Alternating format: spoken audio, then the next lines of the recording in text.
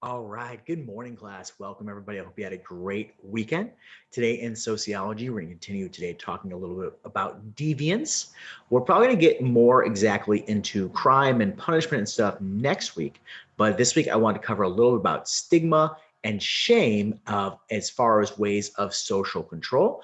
And then I know last week we had an assignment over the different theories of social deviance that you guys will have some time to work on today and tomorrow, as well as a new assignment which will apply even more of these ideas to a topic of your choosing. I'm going to try to be brief today because I do want to give you guys some time to work, but occasionally I go long winded. So I'm going to try to go as quickly as possible here. So we're going to start talking about what is a stigma. And a stigma is the mark of social disgrace that sets the deviant apart from the rest of society. So while almost everybody at some point in time will participate in some form of deviant behavior, that doesn't mean they bear the stigma or the social disgrace from taking part in said deviant behavior. However, if society is able to apply a stigma, it is a very powerful form of social control that has been used throughout history and pretty much in every single societies. Okay, and there's so many examples. We'll look at a bunch of them. The ancient Greeks would burn symbols into the bodies of criminals to warn others. In a more modern example, when people are in prison, they're forced to wear these dehumanizing outfits. Okay, and usually are called and assigned a number instead of their actual name. Now, usually we're talking about the negative social reactions that will result from being labeled deviant. Okay, so we're focusing on the bad things today. Okay, that person is no longer seen as being normal or whole in society. And this is actually a gentleman who was a victim in the Holocaust, and he had his tattoo forced upon him as a way of trying to label him with the stigma. The Nazis would also use different symbols like the yellow Star of David and things like that. Now, I put up here a bunch more kind of historical examples, and one that you guys probably never experienced, but I do remember this when I was a little kid and I was learning in Southern Illinois, the dunce cap. Okay, and the students being able to put up right over and over again what they did wrong or what they're going to do better in the future. So that's sort of like small time classroom humiliation.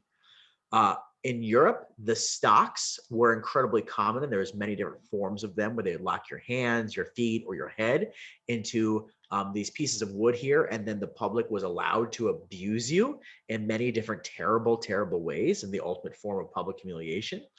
And then many of you guys either have read or are being forced to read this early work of American literature, The Scarlet Letter. I was not a fan of it in high school, but that's all about a woman who is accused of adultery being forced to wear this mark and how the public treats her afterwards.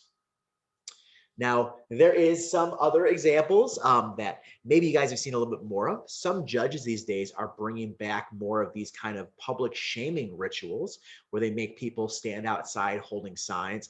I've seen them in town, like at Walmart. So I won't steal from Walmart. And then this one here is not from our community.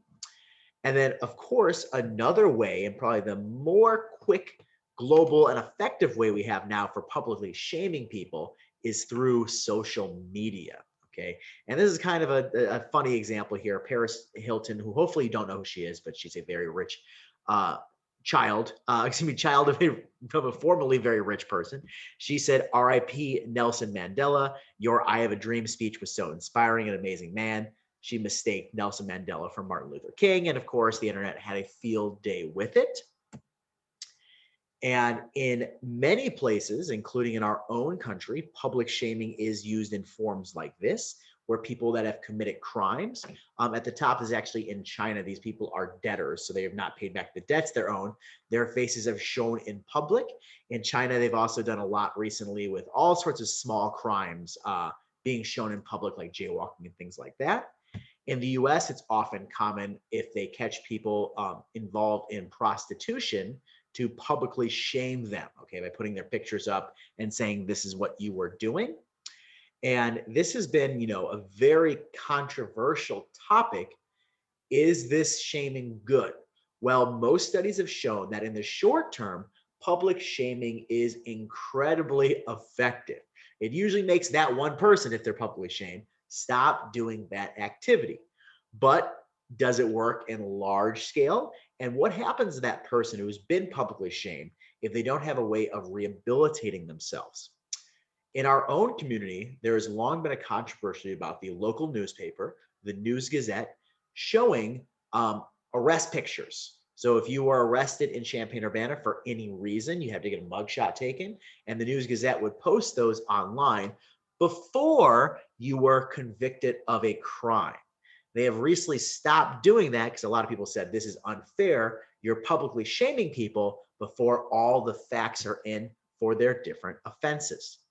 And in some countries, especially the European countries, they have much stricter rules about when you can show a defendant.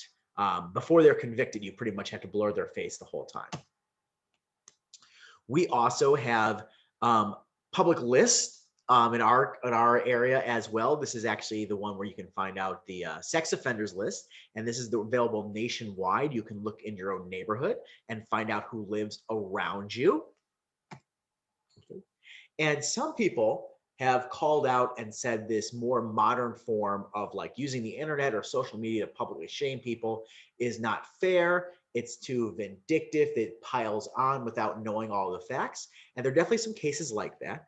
And there's a very interesting book that I read, and I also read a couple of this guy's other books called So You've Been Publicly Shamed, in which this British author John Ronson goes and interviews people whose lives got ruined by the internet, according to him.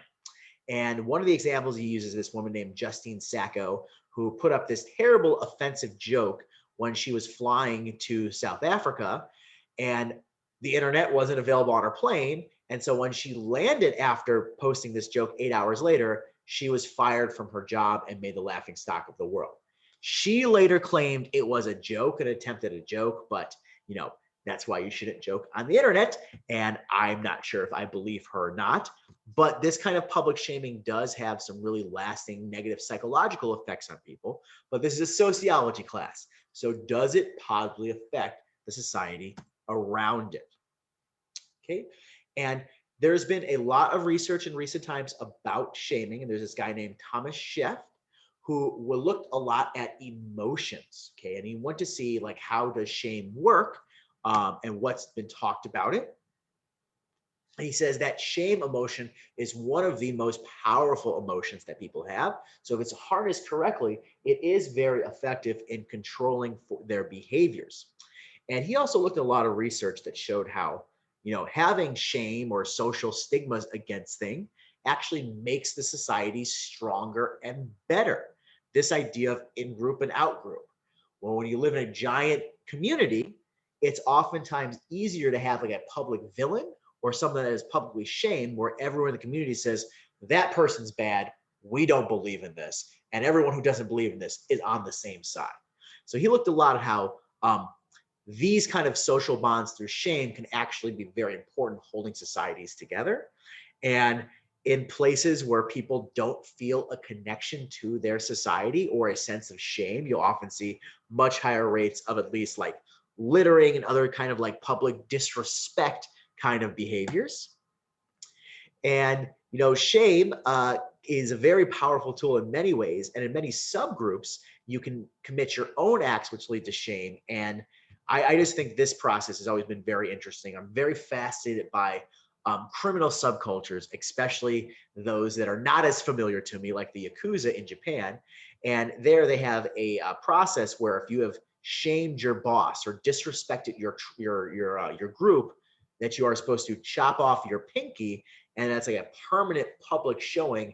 I have committed shame, yet I am trying to recover from that. Which brings us to like a huge question.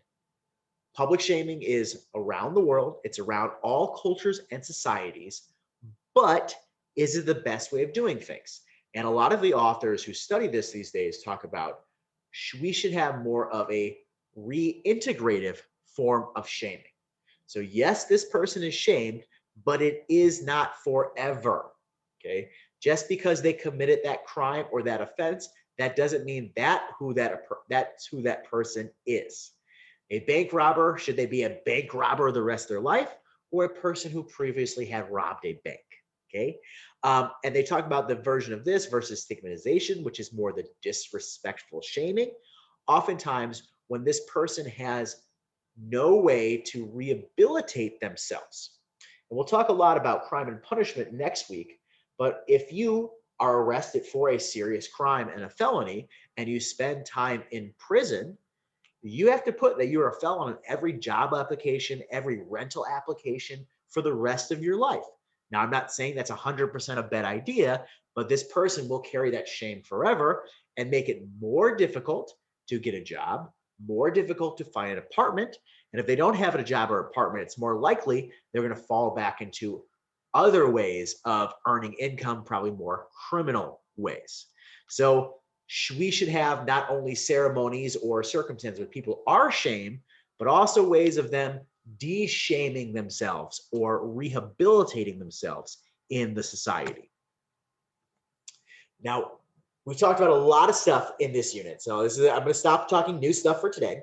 We've looked at what is deviance, what are some different theories of deviance, and we talked a little bit about shame and stigma that can come from committing deviant acts. I would like you guys to kind of take all of these ideas we've been floating around the last 2 weeks and apply it to some current events news story. So any crime that's been committed in the last month or so, if there's one in particular that's standing out, you want to reach a bit further back, that's fine. You want to talk about what the crime is and then really look into how is the crime being talked about. So let's say you read a Washington Post article about the crime. What theories of deviance are the authors applying to the people involved? Okay, how is society choosing to talk about this particular crime? Now, obviously, if you go off the mainstream media into more blog spaces, you'll be able to find a lot different interpretations of the different crimes that have occurred. But I want you guys to, for now, focus on a reputable news source, look at what the crime is, think about how they talk about the crime, and then what are some ways of discussing that crime using our sociological terms. So you're going to write about whatever the article and the crime is, and it should be about a page long. You'll give us a summary, of course, but you'll also think about these different theories of deviance. Should we apply any sort of stigma or shame to these people as well? Okay, so you just think about the crime through the lens of sociology and some of the different sociological theories we have discussed so far. Make sure we get a link to the article as well. And I will probably give you guys all of Tuesday to work on this, okay? I'll see if I can find a couple of general crime stories if you can't find any of your own, but this is America and there's huge, massive, terrible crimes occurring all the time, so it shouldn't be so difficult for you guys to find one. Please let me or Miss Penrose know if you guys have any questions, and I'll be talking to you again very soon.